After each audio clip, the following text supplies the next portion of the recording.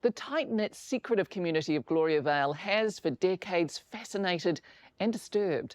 Allegations of serious misconduct, horrific stories from those who've left, whistleblowers left shunned and broken. Just how ingrained was the culture of abuse? Well, tonight we confront its leaders, but first, John Campbell meets the survivors and outlines the extraordinary rules governing Gloriavale.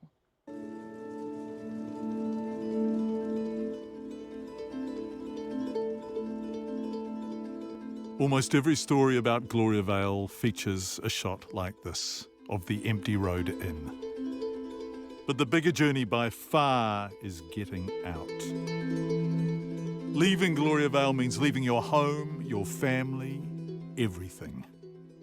It can also mean taking on the leaders, and if you ask people the cost of that,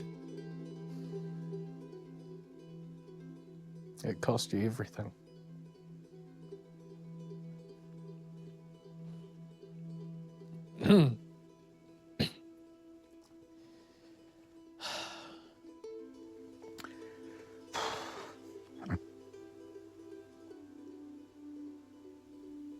We've tried ever since, well, before we left and ever since after, to talk to them, to try and help them see things that we had come to and seen, and we've just had resistance the whole way, and it's been really hurtful that they don't want to know.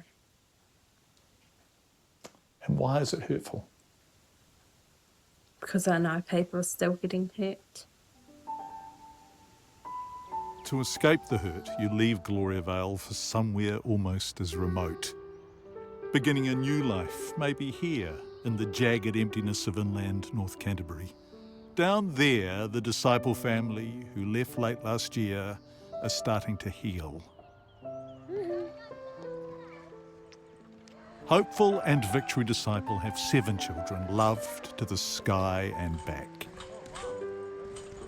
They fled Gloriavale to keep them safe, to give them a childhood, to free them from the weight of that place. I think every parent in Gloriavale needs to seriously consider what are they allowing to happen to their children. Is this a safe place for children? No. I mean, to me, we all have children in there, and we had our children there because we believed it was the best place for them. And then when we saw it damaging our children the same way we were damaged, it just really hurt. The hurt began with this man, Neville Cooper, Gloriavale's leader for nearly 50 years, who in the mid-90s was jailed for sexual offending. At about the same time, Gloriavale moved here, 60k inland from Greymouth, out of sight of the world, where it was governed with an all-controlling manifesto called What We Believe. What We Believe tells the people of Gloriavale they must obey the leaders and submit themselves willingly to them as unto the Lord. So, Gloriavale's leaders are equal to God, and so too are husbands, to whom wives must submit themselves as unto the Lord and obey them in all things. Which leads us to an extraordinary command, and this is verbatim. Husbands and wives do not have the right to withhold themselves sexually from one another. Did you understand you could say no? No, we were taught we could never say no. And it actually goes further than that. I know it does mention husband and wife, but most of the teaching and most of the way, the whole vibe we got from Hopeful was that the wife is not allowed to say no to the husband. Mm-hmm. You know, your job as a wife is to make sure your husband's never going to have an excuse to be unfaithful. And so you have to give them everything, anywhere, anytime. That's it. And did you believe, Victory, that that was how life was? Yeah. That was publicly taught.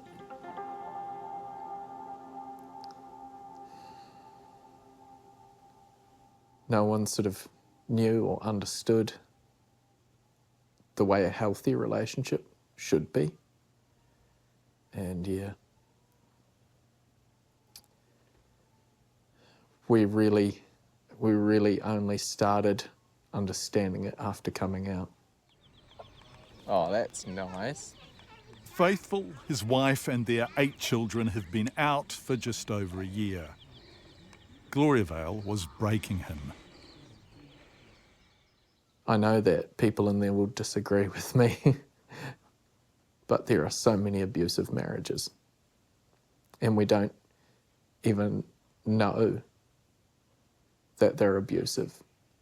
I really cared for her, and yet the mindset that I'd grown up with meant for the first 8 years of our marriage, I hurt her more than anyone else. And that's what I want to get across to the people in Gloriavale, the husbands in Gloriavale. They can be hurting their wives without even realising it because of that culture we've grown up with, that unhealthy sexual culture. So where does this leave women in Gloriavale in terms of their ability to consent or not? Doesn't exist. It's not a word that exists in Gloriavale, not a concept. You have no right. You have no right to say no. No, not to your husband. No. So how common is rape in marriage in Gloriavale? I won't comment on it. But you're reading their own document and you're understanding correctly.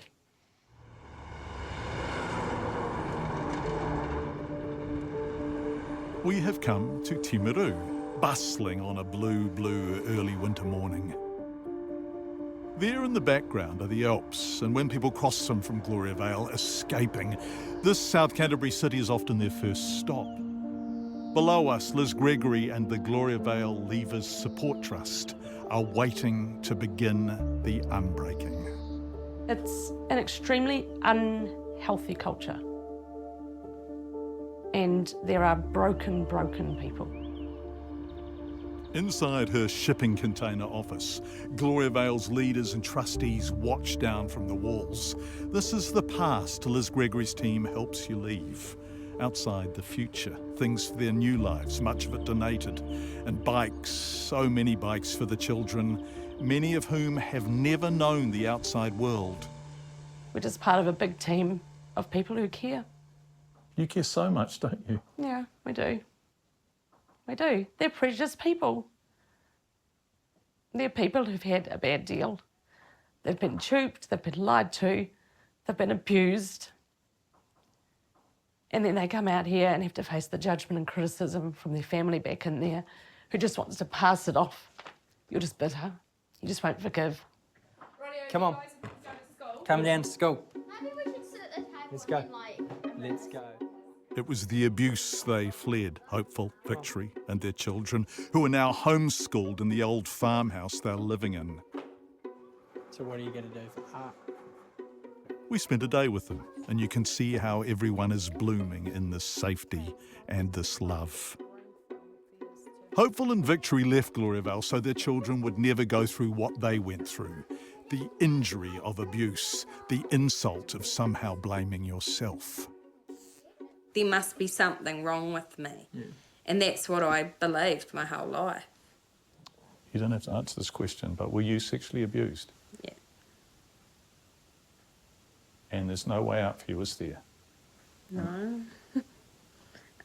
You actually learn not to say anything, not to tell anyone, because then you become ostracised. I know I've got some dear friends that were never allowed to get married because what happened to them got public and they were ostracised for it, and the victims were blamed. It damaged them for the rest of their life. Yeah. How common is it, do you think, Victory? Very. And I know above me and below me, dozens and dozens of women who were sexually abused as girls and teenagers.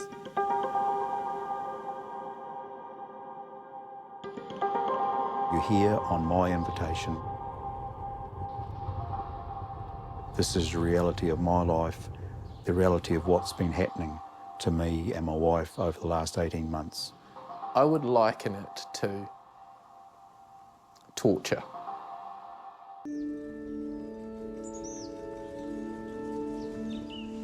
On a morning when the mist and cloud hover, thicken, then turn to rain, we meet Clem Reddy. We're across the lake from Gloriavale itself, Clem's terrible home. The hatred that the leaders say they don't have for my wife and I, the people don't hide it. Hatred. Hatred, mate. Clem has invited us in. Right, we've just hit Gloariavale. Once, those were the days he helped tame this heavy land. And all these paddocks around us here when we first came here back in the late 90s, it was all just rushes and swamp. And now Clem lives here with his wife, Sharon, if you can call it living. A little life that we've managed to eke out for ourselves in kind of pathetic circumstances in a sense. You don't realise how pathetic until we arrive. Gloriavale's residents live in the big white buildings ahead.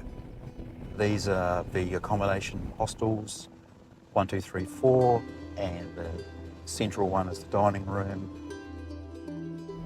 But Clem and Sharon are banned from all of them. This is where they're fighting to stay.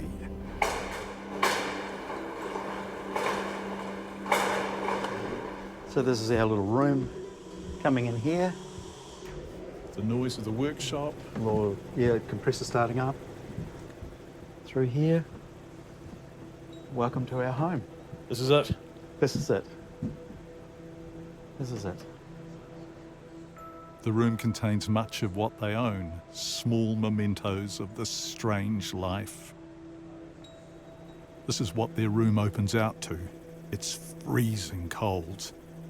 And outside, in that cold, somewhere up beneath the cloud, they have children living. So, Clem, your children and grandchildren are roughly 250 metres over there. Yep. Roughly. And you're telling me that you're not allowed to go and visit them? No. Are they allowed to come down here and talk to you? No. Clem's life here has its own demons. He disciplined some of his own children so severely, beating them with his hands, a shoe, a belt, that he received 12 months supervision. But he pleaded guilty and went to Gloriavale's leaders to demand a sexual abuser do the same thing. They wouldn't leave the single girls alone. It was just disgusting. So, oddly enough... Clem, single girls, how old are we talking here? Well, we're talking about girls from about the age of 13, 14 through, well, right into their early 20s. Is Gloriavale a safe place for girls 13 and 14 up? Well, it might be a little safer now, a little, but for years it just definitely wasn't. And this went on for years. So you raised this with the leadership. Yes. And the leadership's response was not to investigate or discourage or intervene with him. No. It was to clamp down on you. Yes, exactly. Clem and Sharon would leave, but they can't. They have little money. And they have children here, and grandchildren, and another connection to this place. Their daughter, Priya, is buried in Gloriavale's graveyard. Priya was 14 when she died, in heartbreaking circumstances. She choked to death on food in a Gloriavale sickness isolation room, which had its door handles removed to keep the sick inside. As she choked, people couldn't get in, except through a window. And they have worked incredibly hard, but they have no money, no nest egg, and nowhere to go. So you know where they go?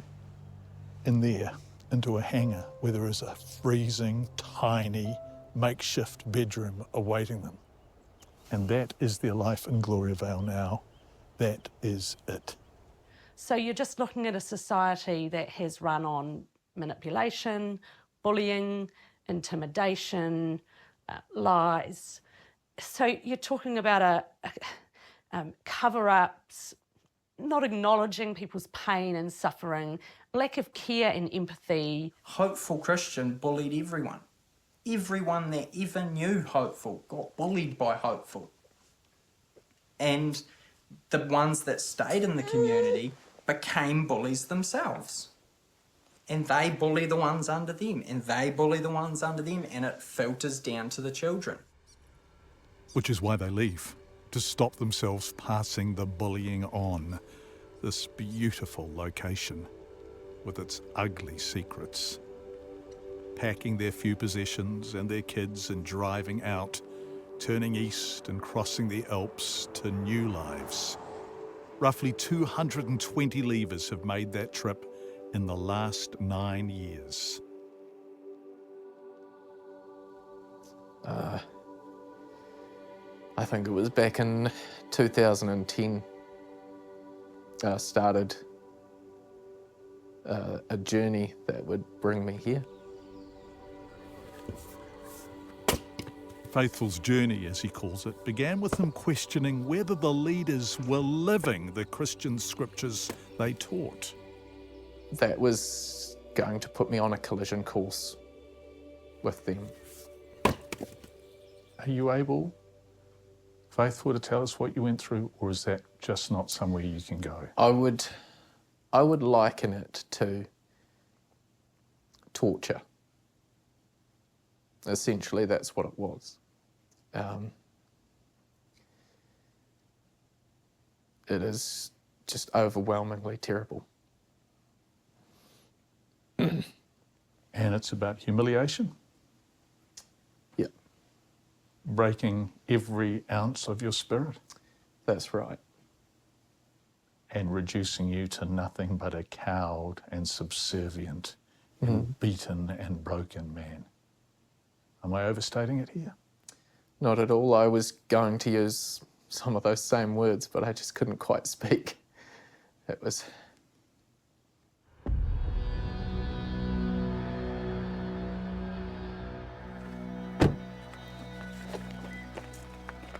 Hello, John Campbell from TVNZ. Trespassing here. What's that? You're trespassing. You don't have permission to be here. We've heard from former Gloriavale members who allege widespread and institutionalised abuse inside the community. So, what do those in charge have to say? John Campbell heads inside Gloriavale. Salem, John Campbell from TVNZ. Do you want to have a chat to us? Oh, no, thanks. You sure? There's a lot to discuss. We called, we emailed, we visited. No, no, no. Hello, John Campbell from TVNZ. You're trespassing here. What's that? You're trespassing. You don't have permission to be here. Well, we've arrived seeking permission. Well, we're not giving you permission. We'd like you to leave now. Okay, what's your name? If you're a great journalist, you'll find that out. Good morning, Mr. Righteous. Good morning, Your Honour. Can you hear me? I can hear you. This footage is from the employment court earlier this year. Peter Righteous for Gloariavale, able to answer questions then, including about accusations of sexual abuse made against another Gloariavale man. So it's a complaint against an older male by a young girl. Yes, correct, yes. I just want to know from you, why didn't you call the police? At that stage, as I said, we were not under our current child protection policy.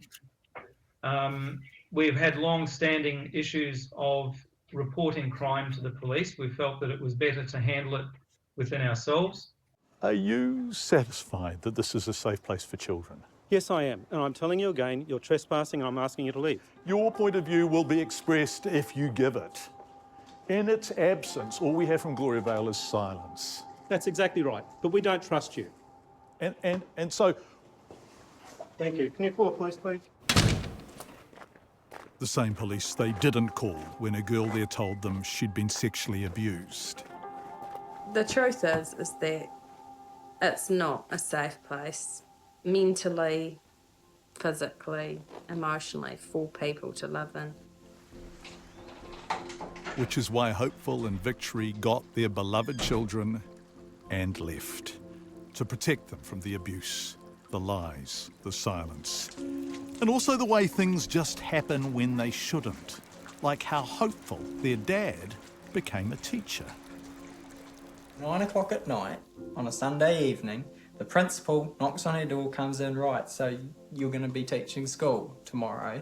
Sorry to interrupt, but any qualifications? No, none whatsoever. Any training? No. So I got away with horrific abuse in the classroom because I had no training. I just, when a frustrating situation came up, and with 20 odd kids, that's quite regularly that you get to the end of your rope, and I just used all the bullying tactics that I had seen throughout my life on these kids. We drove past the school on the way in, that building on the left, and it's aero-checked, but everyone we've spoken to told us the visiting agencies get a manufactured version of reality, not the full truth. Even so, Aero did have some concerns about safety provisions. Us younger teachers, we said, you're right on the button. It is not a safe place for very different reasons to what ERO saw. And so the leadership, of course, scrambled and got the policies in place. And so ERO did say at the end of their report, yes, they've now done what's necessary to become a safe place. Have they? No, they haven't. And so the question is, unless we forget the mean age of community members is 12 years old, who is keeping an eye on them? Who is asking questions on their behalf? And who is getting the answers that can make us all believe that those children really are safe? Back in Timaru, in her container office, Liz Gregory, herself a Christian, says no one is. This box here is all the government correspondence, charity services. So hold on a sec. These are emails you have sent to government agencies. This is 2.5 years worth of information sent to charities, just highlighting the difficulties within Gloariavale. We've got police, Ministry of Education, Oranga Tamariki, Ministry of Health and doctors, and then we have been liaising with the Royal Commission. So there has to be some recognition somewhere along the way that actually people did know, and somewhere along the way no one felt like they had the ability or the power or the right to act. It's been upsetting and frustrating. I think these agencies were extremely naive. They just do, they do not understand how cults work. Faithful has a job now, he loves it, and it's made him understand how unlike a normal workplace Gloariavale is. Visiting Gloariavale is to see what they show you. Like driving backwards, some of the view just disappears. When an agency's arriving, is there an attempt made to tell you what you can say, to control the narrative, to make sure the message is what the leaders want it to be? Always has been. Dear Father, we thank you for this food. Lunchtime. They're getting there, the disciple family. The kids are learning to trust the world and to feel safe in it. But there's a way to go when you suddenly feel a community you'd spent your life in was built on lies.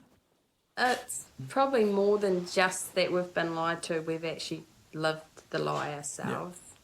Because all the lies that I got told, I passed on to my children. We're all in the wheel of being the liar.